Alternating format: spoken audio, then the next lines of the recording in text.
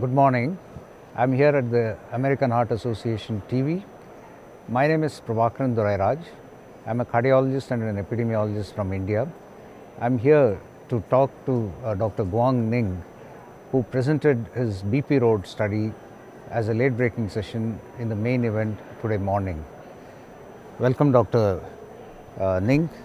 Nice to have you here. And would you like to make a brief introduction about yourself? Yeah, my name is Guang Ning from Shanghai, China. I work as the specialist in the diabetes.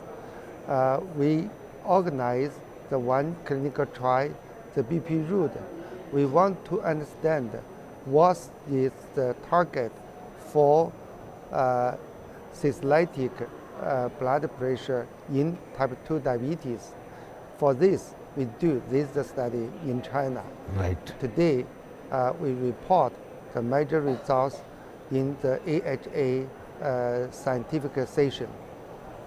So first of all, congratulations on presenting that wonderful study, really innovative, a very creative design, and congratulations again on the simultaneous publication in the New England Journal of Medicine. Let me start off by asking you, what was your motivation to do this study? The diabetes patients, we have so many the diabetes patients, and also more important, awfully combined with the hypertension. So how to control the blood pressure in type 2 diabetes? We haven't the clear answers. We should, in the past, we just follow the SPRINT study. In the SPRINT study, get the target of the systolic blood pressure is less than 120. However, in SPRINT study, not have the diabetes. Another very important study is the ACCORD. In the ACCORD study, just focus on the type 2 diabetes. However, according to the results of the ACCORD study, the systolic blood pressure less than 120 cannot get the benefit for the reduce the risk of the CVD.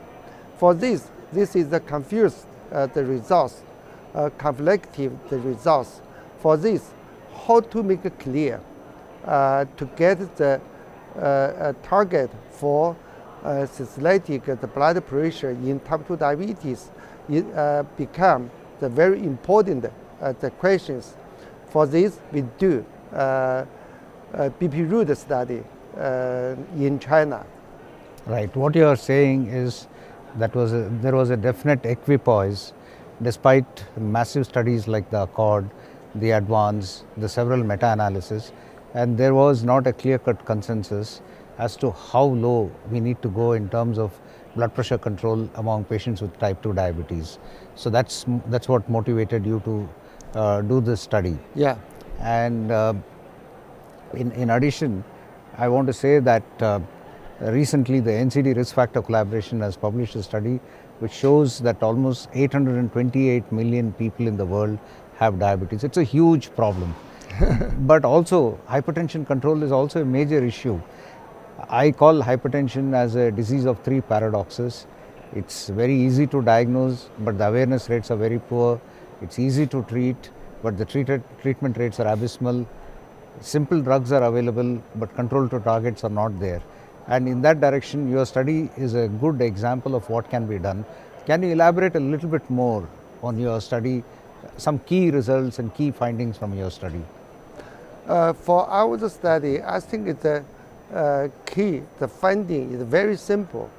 If we can control the systolic blood pressure less than 120, so we can get the benefit to reduce the 21% of the risk of the the CVD events. So this is very simple, the results. But how to follow these results and make these results in the real world, in the clinical practice, is very difficult and very important. Wow, 21% reduction in hard outcomes. Yeah. Like cardiovascular death, myocardial infarction, stroke, Yeah. heart failure. It's indeed an extended maze that you got 21% reduction, and it's a long-term trial, not a very short-term one. You did the study for almost 4.2 years. Yeah. So a clear message that if you are going to reduce your blood pressure to 120 millimeters of mercury, by any strategy that you might use, because you left the strategy to the treating physicians and all you wanted them to do is to get the blood pressure down to 120 or to 140, and it was achieved. One of the things I noted in your study was the side effects were pretty high. 36% of the people had side effects, right? So because of that, how many people stopped the study? You mean the withdraw from this study? Yeah, dropped from the study. Withdraw from this. Withdraw from the study. Yeah, yes. yeah. So I think it's not so many the people, just only less than 10% the withdraw from this study. So not so much. Yeah. What's your advice, cautionary advice to physicians, given that the side effects were so high? What would you advise the physicians as to how should they proceed in terms of getting people down to that level of blood pressure, less than 120 millimeters systolic? Pardon me? How would you advise clinicians in terms of managing these patients, given that nearly a third of these people had side effects? So how do you address the side effects? So for the type 2 diabetes, I think it's not only hypertension, but also the blood sugar should be reduced and also maintain the long term. This is more difficult for the clinicians, but for the clinician to do that, so the clinician should treat the patients with the long term, not only in blood pressure, but also in blood sugar. So this is difficult, but should be done for the patients with type 2 diabetes. So if we cannot keep the good control in blood pressure and blood sugar in the long term, so we cannot prevent chronic complications of type 2 diabetes. So this is a very important work for specialists in the type 2 diabetes. Right. What I saw was that the hemoglobin A1C was 7.6 at the end of the study in both the groups. So do you think that hypertension control is far more important than blood sugar control, or your results would have been even better if we had also focused on the blood sugar control? Yeah, I think this is a very good the questions. So for the blood sugar, we should keep less than 6.5% for the A1C. And however, if we can reduce the A1C in the very low level, but cannot prevent cardiovascular disease and the other disease, for this we should make the not only the sugar, but also hypertension and also dyslipidemia in type 2 diabetes. If we can do that, we can prevent the events of the CVD or other disease. Right. So in terms of the lipids control, also it's very important, but what I noticed in the trial was some use of SGLT2 inhibitors, some use of the statins, but it was I thought was a little suboptimal. So why was it suboptimal? Because it was much less than what is recommended for guideline-based medical treatment of diabetes or dyslipidemia. So it was much less. I think the whole focus was on hypertension. So do you think that we should try and improve this in the future? Yeah, so I think you're right. So so we should keep the blood pressure is lower. Yeah. Right. One of the things that I noticed was that there were quite a few patients, I don't know the exact percentage, were getting at least 5 drugs, and several patients were getting at least 4 drugs. So how do you convince patients to take 5 drugs and 4 drugs? As a clinician in India, I find that very difficult. You give them 1 or 2, more than 2, they say, oh, this is too much, it's like food. So how did you convince them to take 4 or 5? Yeah, this is a same challenge for the diabetes in the world. But I like to give you a sample in China. So you know, in China we have a campaign to organize metabolic management centers. So in this center, we not only control blood sugar, but also control the other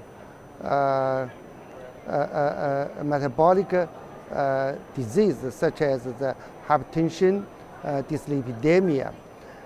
We will follow the 3 principles in these centers: 1 center, 1 standard, 1 stop. That means the patients just visit 1 center. In this center, they can get everything has been treated for his disease. And more important, just follow the 1 standard. So this is more important. So we made so many the guidelines for disease control, dyslipidemia, hypertension, or the blood sugar. However, the doctor not follow those guidelines, and the doctor treats the patients with his habit. He not only is not follow the very good to follow the guidelines, but in our center just follow the 1 standard. That means the guideline of the treatment of type 2 diabetes made by the Chinese diabetes societies. So this is the more important. Until now, in the whole China, we have more than 2,000 clinics and the hospitals, and the cover more than 2 million the diabetes patients. So just only half a year, A1C can be reduced 50%. That means the good control, I mean the less than 7% from 7% of the A1C from the 10% of the whole the diabetes patients, the population, increase to the 50%. So it's very huge, the increasing. Right. And also the multiple metabolic index, such as the hypertension, the dyslipidemia, and also the increasing. So I think if we can take the 1 center and apply in the whole China, maybe the other countries, so we can control the blood sugar and the blood pressure in the type 2 diabetes. So that brings me to the question of cost and cost effectiveness. Have you done a formal cost effectiveness analysis, and what would be the incremental cost effectiveness ratio if we were to use this, and can this be scaled up across China? Yeah. But in China, I think you're right. So maybe we can let the member of the family involve the control of the blood sugar, and also we can the training the family doctors for the treatment of the type 2 diabetes. But we haven't so many so huge, the doctors and the numbers, because like in India, so we face so many the patients with type 2 diabetes. So we need to apply some of the new technology into the management of type 2 diabetes. No, my question is, have you done a cost effectiveness analysis? Mm-hmm. Have you done it, or you're going to publish it, or it's there for the future? To look at how cost effective the intervention is. How much more cost is it going to be as compared to control? But I think the new technology is not so expensive compared with the doctors. Okay. So we can take the new technology, not so expensive to manage of the diabetes patients, and also the more important, so we can let the patients to use the new technology treated by himself, not by the doctors, so we can reduce the cost. Last question, do you think your findings can be applied to other ethnicities like South Asians or European population or the American population, the blacks? Do you think we need another trial to see, or do you think your findings can be expanded to others? I think our findings is same in other countries because if we can control the blood pressure less than 120, so this is the same, the criteria for the patients. So not only in China, but also in other countries. But your question, I think, is also we should point out in our population. I mean, in our study, there may be more benefit for the stroke. So this is not so common in United States. Right. So you think it's a matter of implementation in other countries to look at their health systems and see whether it can be done. So very nice talking to you, Dr. Ning. Thank you so much for being here. Once again, congratulations for getting this, presenting this study as well as your publication in the New England Journal of Medicine. Thank you. Thank you. Thank you.